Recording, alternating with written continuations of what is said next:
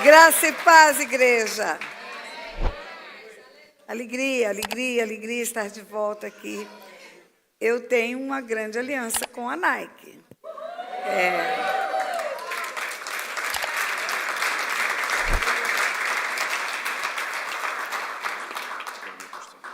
E os pastores dessa igreja têm um lugar muito especial no nosso coração.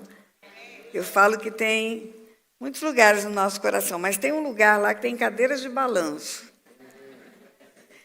E eles conquistaram esse lugar no nosso coração.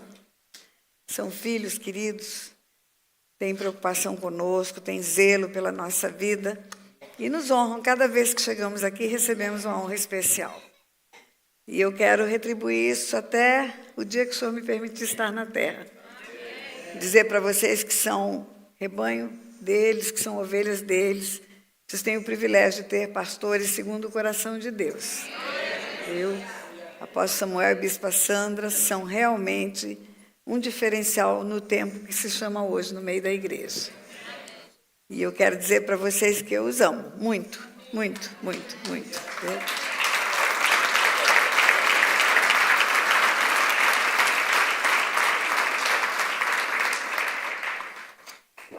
Vocês são testemunhas, ouviram o que foi dito, que eu não preciso ter pressa. E pregar a melhor coisa do mundo para mim. Isaías 41, na verdade eu vou pregar sobre Isaías 42 e eu até já falei sobre isso um dia nesta igreja.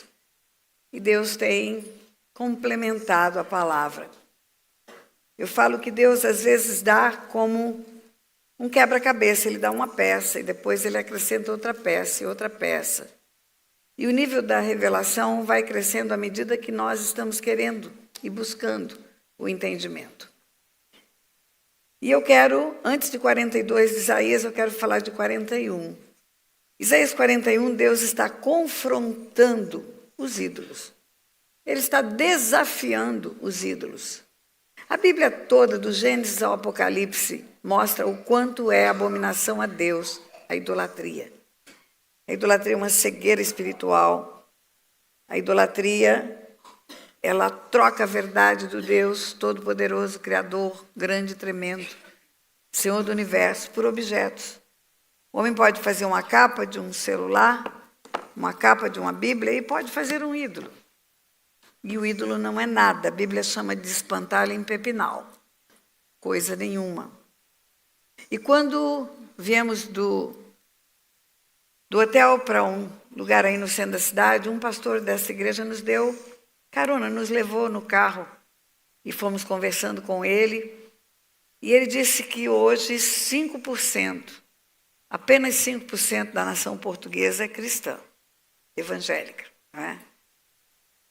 E aí nos mostra a grande necessidade, o grande desafio que temos de propagar a obra de Cristo nesta terra. E nós, que viemos do Brasil para cá, entendemos que temos que fazer uma restituição, porque um dia do continente europeu foram missionários para o nosso Brasil para levar a preço alto, a preço de sacrifício, o Evangelho, porque lá estávamos todos presos na idolatria. Estávamos todos presos. Neste ano, no dia 21 de abril, eu fiz uma conferência em Porto Seguro, está na internet. Porto Seguro é o útero da nação brasileira e o útero da idolatria também no Brasil. E Deus tem me incomodado muito para combater a idolatria. Deus tem me incomodado muito porque é uma cegueira espiritual. Ensinei no Silk que uma das consequências espirituais da idolatria é a cegueira, é a incapacidade de discernir o mundo espiritual. Porque o ídolo tem olhos não vê, tem boca não fala, tem pé não anda, tem mão não apalpa, e ele é um deficiente espiritual e torna-se também deficiente espiritual quantos o adoram e quantos fazem ídolos, artífices e idólatras. E Deus tem me incomodado muito. E mesmo já tendo vindo aqui e falado sobre Isaías 42, tempo profético, Deus me chama agora para repetir, falando de Isaías 41 primeiro. Em Isaías 41, Deus confronta os ídolos. Ele faz um desafio para os ídolos. Por exemplo, a partir do versículo 21, ele diz assim: apresentai a vossa demanda, diz o Senhor. Alegai as vossas razões, diz o rei de Jacó. Trazei e anunciai-nos as coisas que hão de acontecer. Relatai-nos as profecias anteriores para que atentemos para elas e saibamos se cumpriram. Ou fazei-nos ouvir as coisas futuras. Anunciai-nos as coisas que ainda hão de vir, para que saibamos que sois deuses. Fazei bem ou fazei mal, para que nos assombremos e juntamente o veremos. Eis que sois menos que nada, e menos que nada é o que fazeis. Abominação é quem vos escolhe. Versículo 29. Eis que todos são nada, as suas obras são coisa nenhuma, e as suas imagens de fundição, vento e vácuo. Então ele está perguntando para os ídolos: vamos ver o que vocês já profetizaram. Vamos ver o que vocês já anunciaram, para saber se alguma das profecias que vocês fizeram já se cumpriram. Vamos conferir. Vamos conferir as coisas que vocês disseram na antiguidade, os ídolos, e vamos ver se sucederam aquilo que vocês disseram que aconteceria. Ou então anuncia coisas que vão acontecer, para vocês mostrarem que sabem prever o futuro. Porque vocês não sabem nada. Vocês não são nada. Vento e vácuo. Vento e vácuo é o que sois. Vocês não sabem nada, vocês não fazem nada. Vocês são, na verdade, uma mentira. E aí, em seguida esse desafio, ele dá uma profecia para Isaías, é o próprio Isaías, que está sendo boca de Deus para confrontar os ídolos e desafiá-los a dizer o que eles falaram que aconteceu. Que prenúncio eles tiveram que de fato aconteceu. Uma profecia, uma predição de coisas futuras, é o anúncio de fatos que não sucederam ainda, mas que certamente sucederão. Então vamos lá, o que vocês falaram no passado que já aconteceu? Quem conhece um ídolo que profetizou alguma coisa que aconteceu? Quem conhece um ídolo que pode dizer o que acontecerá e conferir se vai acontecer? É isso que ele está dizendo.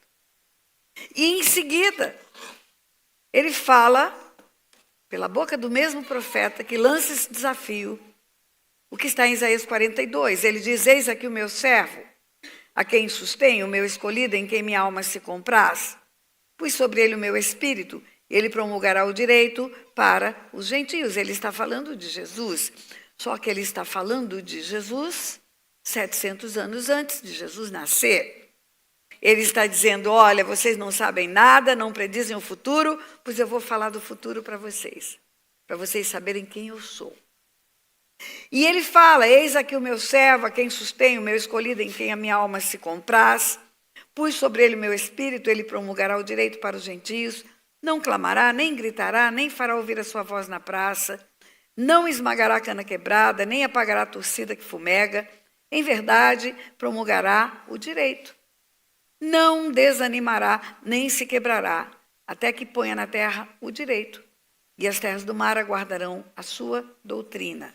Assim diz Deus, o Senhor, que criou os céus, os estendeu, formou a terra e tudo quanto produz, que dá fôlego de vida ao povo que nela está, e o espírito aos que andam nela.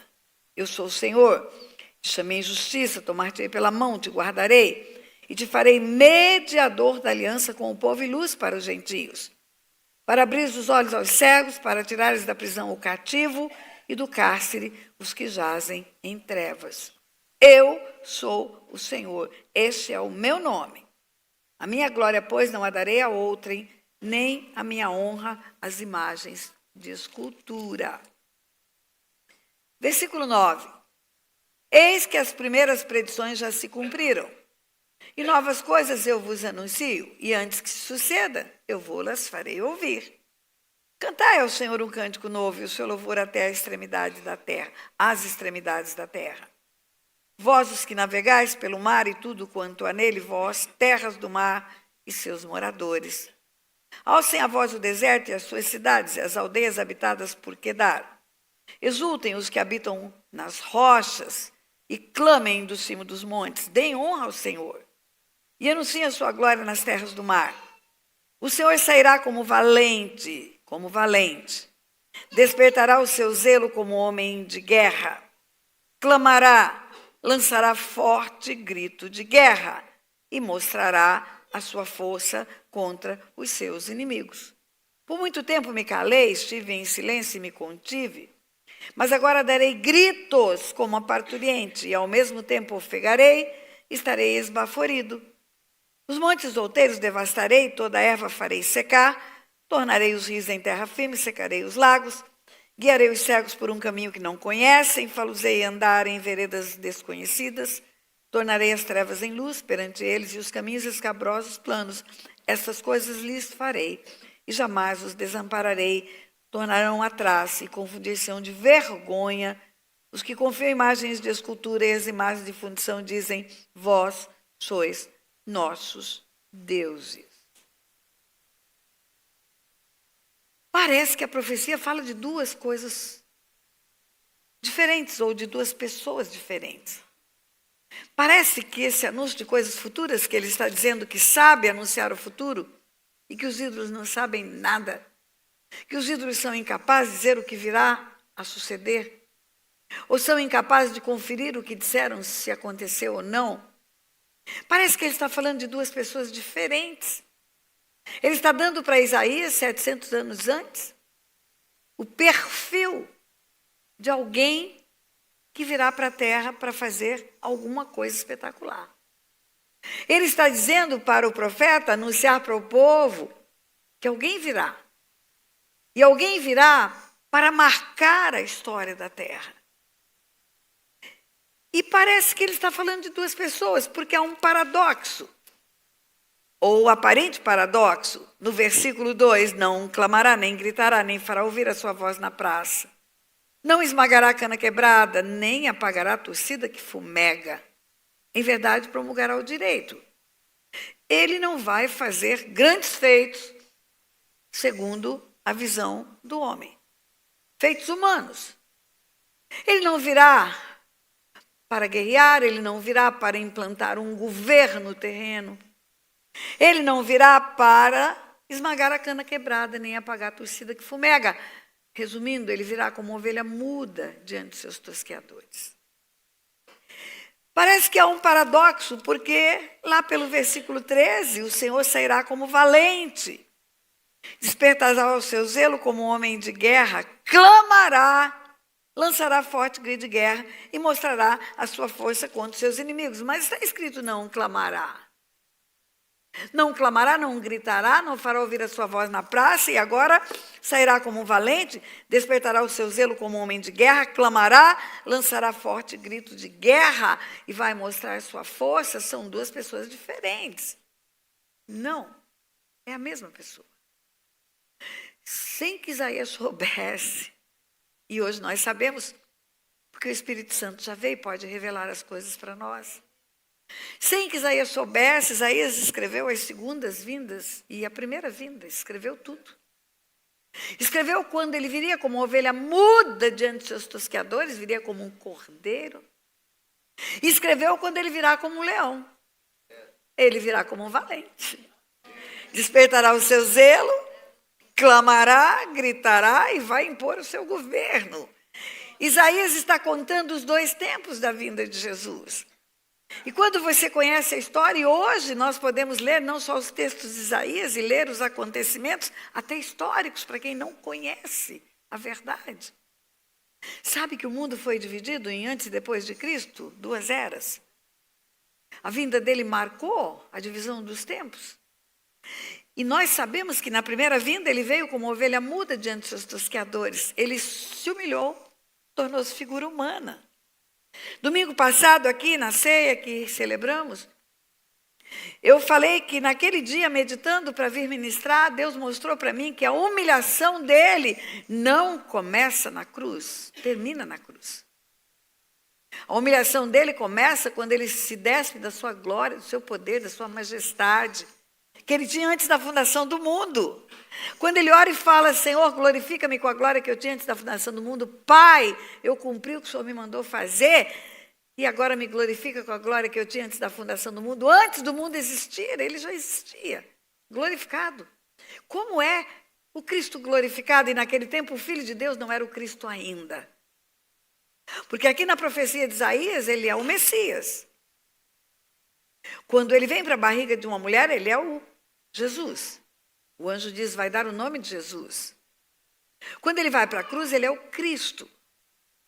É aquele que morre sem ter pecado. Me pegaram para Cristo quando pegam você para maltratar e você não tem nada a dever. Mas quando ele ressuscita dentre os mortos, que ele vai para o céu, a Bíblia fala porque ele se humilhou, ele se tornou Jesus Cristo o Senhor. E o Senhor é o Quírios, é a maior autoridade do universo. Mas o que eu quero dizer é que ele já era autoridade no universo. Ele já era revestido de glória, poder e majestade antes de vir em carne. A Bíblia fala que o Cordeiro foi aprovisionado antes da fundação do mundo, antes de Deus fazer o mundo, pela presciência de Deus, porque ele não é como os ídolos que não sabem nada que vai acontecer no futuro, ele já sabia do pecado do homem. E sabendo do pecado do homem, ele já providenciou a salvação do homem.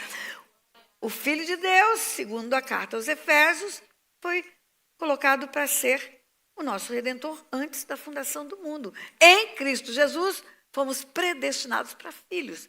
E não é a predestinação teológica que se discutem aí.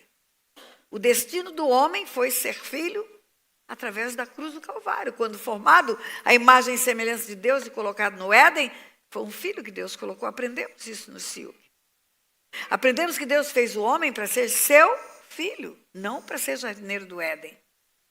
E Deus sabia do pecado do homem, por isso ele proveu a salvação do homem antes de fazer o homem.